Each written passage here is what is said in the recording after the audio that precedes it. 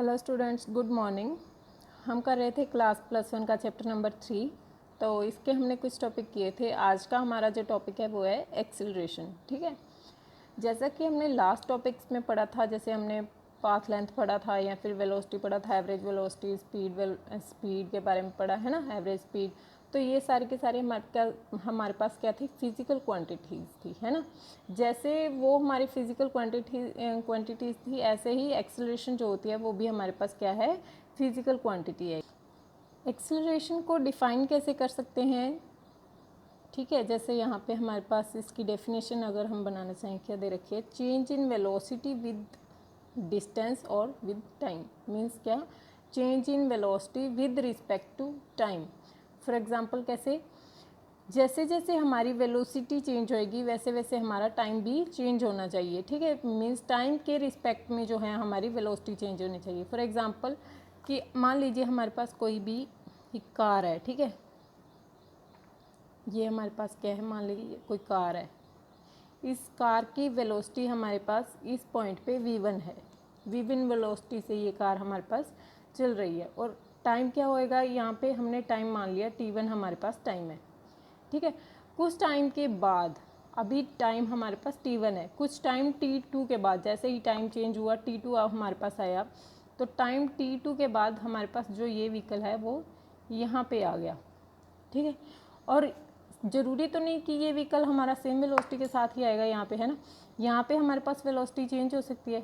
तो ये वाली वेलोसिटी हमने मान ली v2 क्यों माने, v1 ही क्यों नहीं रखा, क्योंकि जब कोई व्हीकल रोड के ऊपर चलेगा तो उसकी वेलोसिटी तो चेंज होएगी। कई बार आगे कोई ब्रेकर आ जाता है ना, या फिर कई बार हम एक्सीलरेटर दबा देते हैं, कोई अदर व्हीकल आगे आ जाता है ना, उसकी वेलोसिटी जो है वो चेंज हो जाती है किसी भी ऑब्स्टेकल की वजह से। ठीक है, इस वजह से हमने t2 टाइम पे हमारे पास वेलोसिटी रखी v2 वेलोसिटी है हमारे पास। ठीक है, तो change in velocity with respect to time हम कैसे बोल रहे हैं कि जैसे जैसे टाइम चेंज हुआ वैसे वैसे हमारी वेलोसिटी भी चेंज होएगी। ठीक है, तो यहाँ से हम क्या बोल सकते हैं, जैसे यहाँ पे आप देख लो, तो यहाँ से क्या होएगा, हमारे पास आएगी v2 माइनस में v1 अपॉन में t2 माइनस में t2। इस वेलोसिटी में से हम इस वेलोसिटी को माइनस करेंगे और t2 माइनस t1 करेंगे तो हमारे पास क्या आएगी, एक्सेलरेशन आएगा। अब बात आती है एक्सेलरेशन। एक्सेलरेशन भी हमारे पास दो टाइप से होते हैं। ठीक है, एक तो होता है सिंपल एक्सेलरेशन, एक हम बोलते हैं एवरेज एक्सेलरेशन। जैसे हमने एवरेज वेलोसिटी पढ़ी थी, तो एवरेज एक्सेलरेशन को हम डिनोट करते हैं a बार से। ठीक है, एवरेज एक्सेलरेशन को हम डिनोट करेंगे a बार से। अब हम एवरेज एक्सेलरेशन क्यों बोल रहे हैं, क्योंकि देखो हमारे पास यहाँ पे क्या है, टाइम इंटरवल है। ठीक है, जब टाइम इंटरवल की बात आ जाएगी या फिर किसी इंटरवल की बात आ जाएगी तो वहाँ पे हम एवरेज निकालते हैं। जैसे मीन निकालते हैं, हमारे पास कई सारे पॉइंट होते हैं, हम उनका आपस में मीन निकाल लेते हैं, तो उसे हम बोल देते हैं कि हम एवरेज मीन निकाला है ना।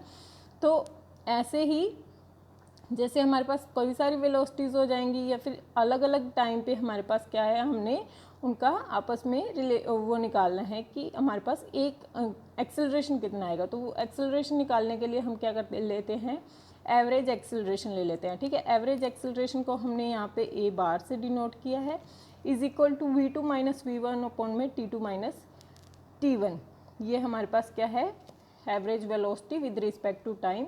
और v2 माइनस v1 को हम डेल्टा v लिख सकते हैं और t2 माइनस t1 को हम डेल्टा t लिख सकते हैं। ठीक है, इस तरह से हमारे पास ये फॉर्मूला जो है ये यहाँ पे जनरेट हुआ है, change in velocity with respect to time.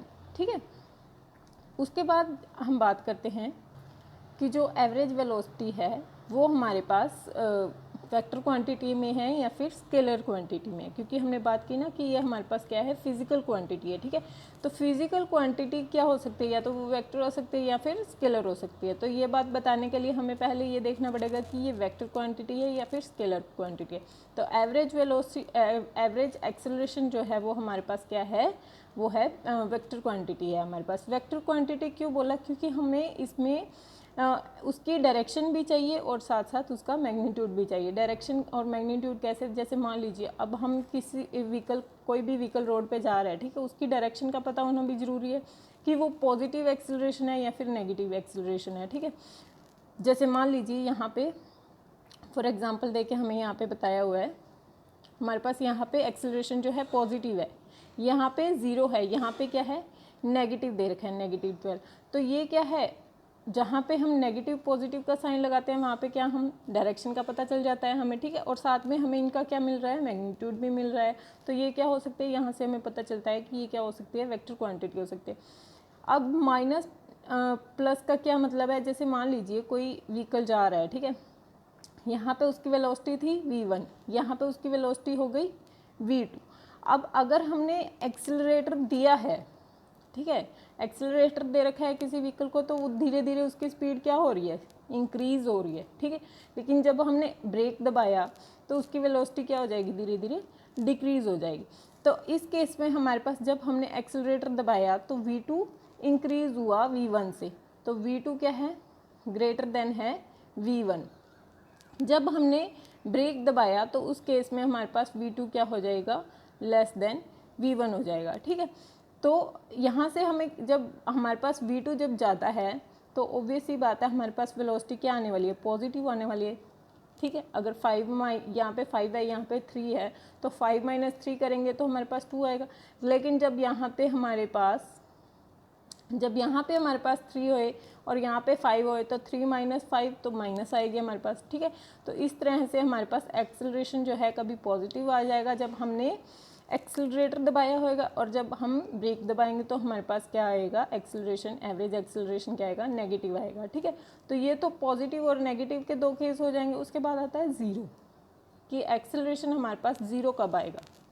तो ज़ीरो हमारे पास एक्सेलरेशन तब आएगा जब कोई भी बॉडी जो है या फिर कोई भी ऑब्जेक्ट जो है वो किसी रोड पे या कहाँ पे भी वो सेम वेलोसिटी से चल रहा है। सेम वेलोसिटी से जब वो चलेगा, जैसे मान लीजिए यही व्हीकल की वेलोसिटी यहाँ पे 5 है और जब यहाँ पे पहुँचा टाइम t2 पर तो भी उसकी वेलोसिटी क्या है, 5 है, ठीक है। तो 5 - 5 जैसे यहाँ पे 24 - 24 क्या हो जाएगा, ये कैंसिल आउट हो जाएगा और हमारे पास क्या आ जाएगा, 0 आ जाएगा, ठीक है। तो इस तरह से जब किसी व्हीकल की वेलोसिटी जो है सेम है या फिर कांस्टेंट वेलोसिटी से चल रहा है, उस केस में हमारे पास क्या होएगा, एक्सेलरेशन जो है 0 आएगा।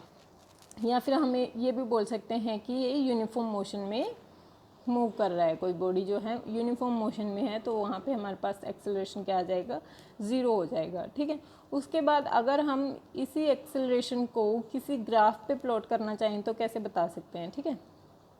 ये हमारे पास एक्सेलरेशन के ग्राफ हैं, ठीक है। अगर हम एक्सेलरेशन को ग्राफ पे प्लॉट करना चाहें तो क्या करेंगे, उसके लिए हमें पता डिस्प्लेसमेंट और टाइम का ग्राफ बनाना पड़ेगा, ठीक है। तो यहाँ पे देखो, यहाँ पे जब हमारे पास डिस्प्लेसमेंट टाइम का ग्राफ है तो वहाँ पे हमारे पास एक्सेलरेशन जो है पॉजिटिव लिखा हुआ है, पॉजिटिव ए, नेगेटिव ए, ठीक है। दूसरा क्या है, नेगेटिव ए, और तीसरा क्या है, 0। तो पॉजिटिव ए कब होएगा, जब मैंने बताया कि पॉजिटिव ए का मतलब क्या है कि जब हमने एक्सेलरेटर दिया और व्हीकल की जो है वेलोसिटी है वो इंक्रीज़ हो गई, है ना। तो इंक्रीज़ हो गई तो उस केस में वो पॉजिटिव आएगा। जैसे 5 - 3 किया था तो हमारे पास एक्सेलरेशन जो है वो पॉजिटिव आया। जब हमने कोई ब्रेक लगाया या फिर कोई अदर व्हीकल आगे आ गया, कोई भी ऑब्स्टेकल आ गया, तो वहाँ पे हमने क्या किया, वहाँ पे हमारी व्हीकल की जो वेलोसिटी है वो डिक्रीज़ हो गई। तो डिक्रीज़ वेलोसिटी हो गई, v1 जो है हमारे पास ज़्यादा है और v2 कम है, तो उस केस में हमारे पास क्या आएगा, नेगेटिव एक्सेलरेशन आएगा, ठीक है। यहाँ पे जो ये ग्राफ बनाया हुआ है इससे हमें कैसे पता चलता है कि हमारे पास ये पॉजिटिव ही है या फिर नेगेटिव है, हम इन दोनों पॉइंट्स पे टेंजेंट डाल लेते हैं, ठीक है। जब इन पे टेंजेंट डालते हैं तो यहाँ पे इस पॉइंट पे हमारे पास क्या है, हमें पता चल रहा है कि हमारे पास नेगेटिव आ रहा है, और जब ये वाला स्लोप डाला तो पॉजिटिव आएगा, ठीक है। तो इस तरह से हम पॉजिटिव से स्लोप से पता लगा सकते हैं कि हमारे पास ग्राफ जो है पॉजिटिव है या फिर नेगेटिव है, ठीक है। तो वैसे अगर हम नॉर्मली हमें पता है कि हमारे पास वैल्यूज़ क्या हैं तो वो ऑटोमेटिक हमें पता चल जाता है कि हमारे पास एक्सेलरेशन पॉजिटिव है या फिर नेगेटिव है। तो ये पॉजिटिव नेगेटिव वाले हैं और ये क्या है हमारे पास, 0, ठीक है। 0 के केस में हमें पता है कि वेलोसिटी जो है हमारे पास चेंज नहीं हो रही और सेम या फिर यूनिफॉर्म है, कॉन्स्टेंटली मूव कर रही है, कॉन्स्टेंट है, ठीक है। तो उस केस में हमारे पास क्या आएगा, स्ट्रेट लाइन ग्राफ आएगा। तो वो हमें पता चल जाएगा कि हमारे पास वेलोसिटी जो है कांस्टेंट है या फिर 0 है, ठीक है। उसके बाद क्या आता है,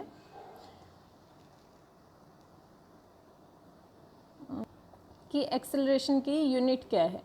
तो एसआई यूनिट क्या होती है एक्सेलरेशन की बात करें तो एसआई यूनिट क्या होएगी, वो होएगी मीटर पर सेकंड।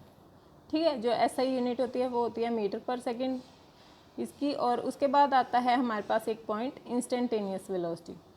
ठीक है, मीटर पर सेकंड यहाँ से जैसे जो एक्सेलरेशन की यूनिट है वो है मीटर पर सेकंड 2.4 मीटर पर सेकंड स्क्वायर होती है। ठीक है, उसके बाद आता है हमारे पास इंस्टेंटेनियस एक्सेलरेशन।